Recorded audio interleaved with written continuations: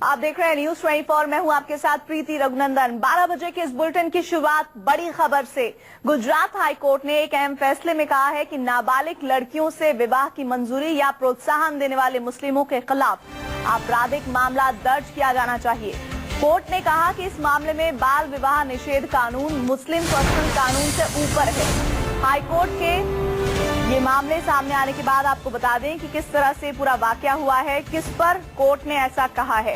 18 साल से कम उम्र की लड़कियों के विवाह की मंजूरी या प्रोत्साहन देने वालों के खिलाफ कोई कार्रवाई की जा सकती है। दरअसल शरिया कानून लड़कियों के 15 साल के होने के बाद उसे अपनी शादी के बारे में निर्णय लेने का अधिकार देता है, जिसके बाद न्यायाधीश JB पारडीवाला ने ये फैसला सुनाया। कोर्ट ने कहा है कि जो भी कम उम्र में शादी को बढ़ावा देते हैं उन पर CA के तहत मुकदमा दर्ज किया जाएगा। कोर्ट ने ये फैसला देते हुए कहा है कि जो लोग मुस्लिम पर्सनल लॉ में बदलाव नहीं करना चाहते हैं इस समुदाय का नुकसान कर रहे हैं और ऐसे में उन पर कार्रवाई की जानी चाहिए।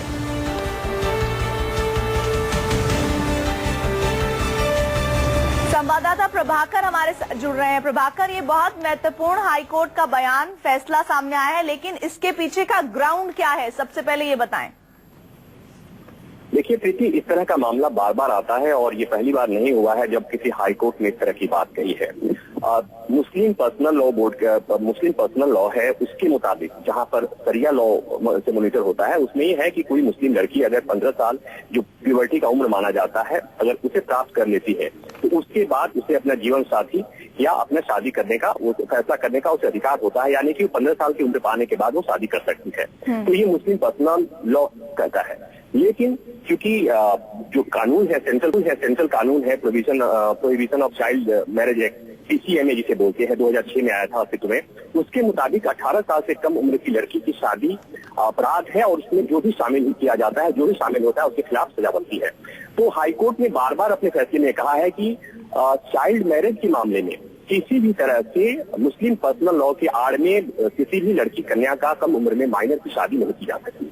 आप हमारे साथ प्रभाकर बने रहिए। गरीब नवाज फाउंडेशन के चेयरमैन हमारे साथ जुड़ रहे हैं, उनसे बातचीत करते हैं। अंसार रजा साहब। अंसार जी, पहली प्रतिक्रिया, गुजरात हाईकोर्ट ने कहा है कि अगर कम उम्र में लड़कियों की शादी को जो भी कानून प्रोत्साहन देता है उनके खिलाफ कार्रवाई होनी चाहिए। इस पर पहली प्रतिक्रिया आपकी।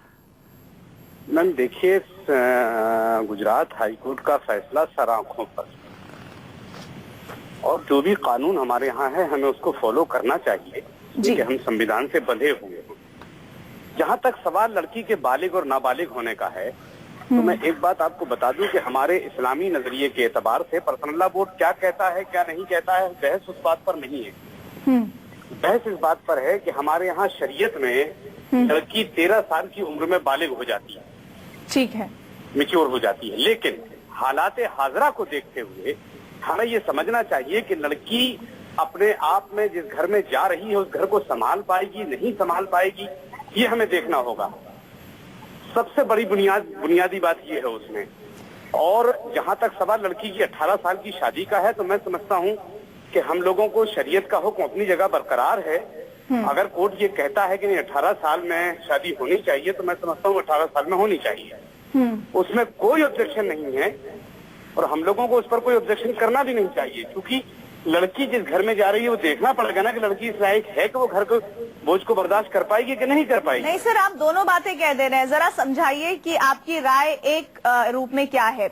आप शरिया कानून की भी बात कर रहे हैं, आप जो गुजरात हाईकोर्ट ने फैसला सुनाया उसके भी आप उसको कह रहे हैं कि वो सर आंखों पर है फैसला, लेकिन जो शरिया कानून बता रहा है उसके मुताबिक 15 साल की अगर लड़की हो गई है तो उसकी शादी हो सकती है। लेकिन अगर हम बात करें PCMA के तहत तो फिर ये अपराध की श्रेणी में आता है। कोर्ट ये कह रहा है कि अगर 18 साल से कम उम्र की लड़कियों की शादी होती है तो उन लोगों पर कार्रवाई होनी चाहिए जो ये इस तरह की शादियां करवाते हैं। इस पर क्या कहेंगे आप? नहीं देखिए, जो लोग जबरदस्ती नाबालिग बच्चियों की शादियां करवा रहे हैं वो तो गुनाह है, इसमें कोई शक व शुबा की गुंजाइश नहीं कि गुनाह की श्रेणी में आता है। लेकिन जहां तक सवाल कोर्ट के फैसले का है तो मैं पहले भी कह चुका हूं कि कोर्ट के फैसले का हम एहतराम करते हैं, हम हर हाल में उसका एहतराम करते हैं कोर्ट का। लेकिन पर्सनल लॉ बोर्ड जो कह रहा है कि 15 साल की उम्र में शादी, ये देखिए इसको अपराध नहीं कह सकते आप, अपराध किस हिसाब से कह सकते हैं आप? हम कोर्ट ने जो कहा है हम मानते हैं कोर्ट की बात को। आप हमारे साथ अंसार साहब बने रहिए। हमारे साथ शीबा फहमी जो कि मुस्लिम स्कॉलर हैं वो जुड़ रही हैं। शीबा, गुजरात हाई कोर्ट ने ये फैसला सुनाया है कि जो भी लोग PCMA यानी कि बाल विवाह निषेध कानून का उल्लंघन करते हैं तो उनके खिलाफ कार्रवाई होनी चाहिए। और शरिया कानून के मुताबिक अगर हम देखें तो 15 साल की अगर लड़की हो गई है तो उसका विवाह होना चाहिए, लेकिन अगर हम PCMA कानून को देखें तो 18 साल वो आयु रखी गई है। ऐसे में कोर्ट के इस फैसले पर आपकी पहली प्रतिक्रिया क्या है? मेरी पहली प्रतिक्रिया ये है कि मुस्लिम देशों में मुसलमान लड़की की मिनिमम मैरिजेबल एज 21 साल की हद तक है। अलग अलग जो देशों की मैं बात कर रही हूँ, भारत में जो कानून है उसका सम्मान करना और उसका पालन करना, ये दोनों भारतीय नागरिकों का काम है। चाहे मुस्लिम पर्सनल लॉ बोर्ड हो, चाहे कोई बिरादरी पंचायत हो, चाहे कोई खाप पंचायत हो, ये सब के सब महिला विरोधी संस्थाएं हैं और हमें इन सब को डिसमेंटल कर देना चाहिए। इनकी बात सुननी नहीं चाहिए। भारतीय कानून जो कहता है भारत का मुसलमान उसी का पालन करेगा और उसी की इज्जत करेगा। दूसरी बात यह है कि कुरान में भी ये बात साफ है, जहाँ पर भी देश का कानून और कोई इस्लामी कानून अगर आमने सामने आ जाता है, जो देश का जो कानून है उसको तरजीह मिलेगी, वो लागू किया जाएगा।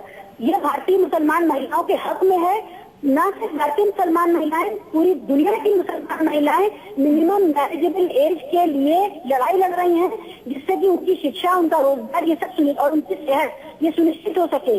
भारतीय मुसलमान महिलाएं भी उनके साथ हैं और ये कानून का पालन करना भारतीय मुसलमान महिलाओं के हित में है। अंसार साहब, आप अभी शीबा फहमी को सुन रहे थे। वो तो सीधे तौर पर ये कह रही हैं और मान भी रही हैं कि देश का कानून सर्वोच्च है। इस्लामिक कानून कतई उसके आगे तवज्जो दी ही नहीं जा सकती है उसको। अंसार साहब, आप लाइन पर हैं हमारे साथ? जी, मैं ये कह रहा हूँ कि शीबा फहमी जो भी कह रही हैं वो उनकी पर्सनल राय हो सकती है। अंसार जी, लेकिन देश के कानून से तो वाकई कुछ ऊपर नहीं है। अगर देश का कानून ये कह रहा है तो उसका पालन होना चाहिए। कौन कानून को इतना फॉलो कर रहा है मैडम? हमारे कुरान पाक ने एक एक लफ्ज को जहां जरूरत थी वहां क्लियर कर दिया, उसमें कोई उंगली नहीं उठा सकता। जो बात उन्होंने कही है कि अगर कुरान को और हिंदुस्तान के संविधान को एक तरफ रखा जाए तो देश का कानून पहले मान्य होगा, उनको समझना चाहिए। पहले कुरान पढ़ लें, जबरदस्ती का ह्यूमर मत फैलाएं कि जिससे मुसलमानों में कंफ्यूजन पैदा हो जाए। शीबा फहमी कितनी कुरान की जानकार है वो मुझे नहीं पता। हम हिंदुस्तान के कानून को मानते हैं। 17 साल से ऊपर की लड़की की शादी होनी चाहिए। कुरान झगड़ों को खत्म करने वाली किताब है, कुरान झगड़ों को पैदा कराने वाली किताब नहीं है। झगड़ों को खत्म करने वाली किताब है। सुन लीजिए, कुरान का एहतराम कीजिए, जबरदस्ती वाली मत कुरान का एहतराम कीजिए, देश के कानून का एहतराम कीजिए। कुरान ये कहता है कि देश का संविधान सर्वोपरि है। कैसे आपने कह दिया? उसके मुकाबले में कर दिया आपने। जबरदस्ती का कंफ्यूजन फैला रही है आप लोगों में।